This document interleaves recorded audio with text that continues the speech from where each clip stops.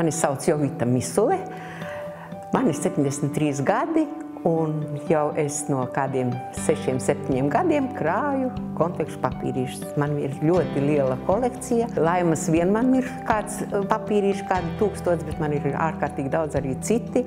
Un tā ir man aizraušanās bijusi visu mūžu.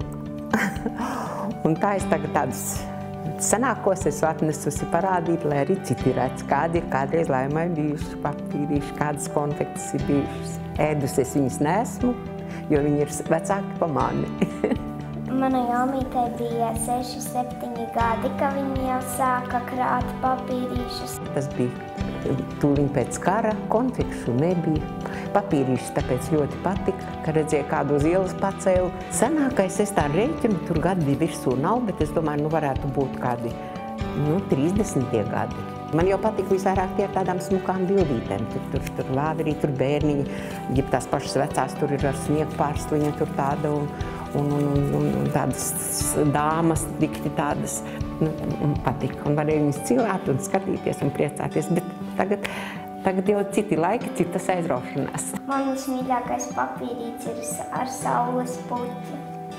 Šitas tev droši vien patīk ar sirsniņām. Un šitas arī interesants, redzi? Tāds pārsliņas. Toreiz jau tikai Laima uzvara, vairāk jau nebija. Ārzemēm jau nekāda nenāca. Pat Krievijas tas bija retums. Maziņa ļoti mīlēja visu mūžu saldumus ļoti. Un nebija to saldumu, pēc kara bija tik grūti tie apstākļi. Un tad man tās likās tā kā pasaka un domāju, ka es būšu liela, es nekur citur nestrādāšu, kā tikai Laimas fabrikā, nekur.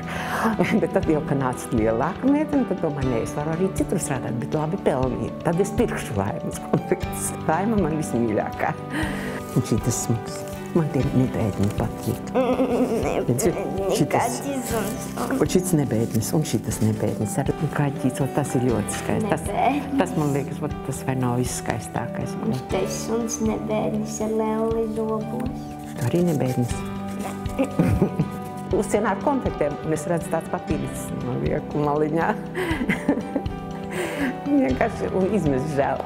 Liekas, nu lai pastāv. Tagad uz ielas es vairs neceltu, bet mazais, jā, es tiešām cēlu uz ielas, tāpēc, ka es jau nedabūju tās konfektes, bet tik tā kāds iedod vai kaut ko. Dažu papīrīt skatos un atceros, kā garšoja. Ļoti bija garšīga šitās te stratosfēra.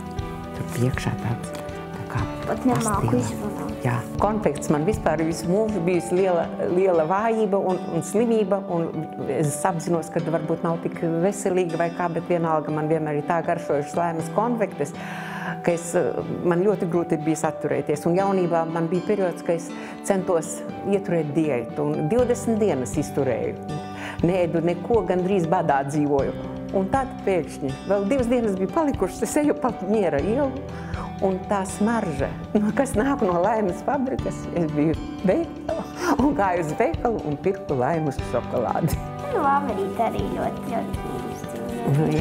Diezgan mīlīga viņa nav. Un redz, kādas tagad serenādes savādāks. Agrāk šitāds papīrīts bija serenādēm. Redzi, kādi te šitādas, vēl atceros. Es arī krāšu papīrīti. Krāsi ir labi, es tev savu kolekciju visu atdošu kolekciju.